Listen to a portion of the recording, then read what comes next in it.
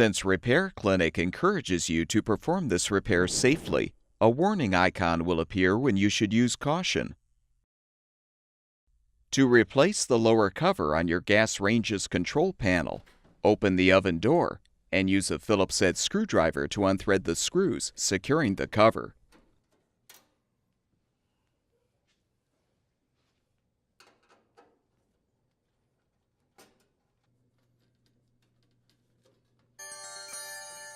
Remove the cover.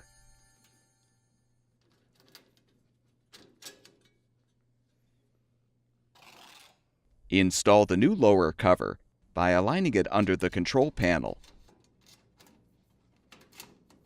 Then thread the screws to secure.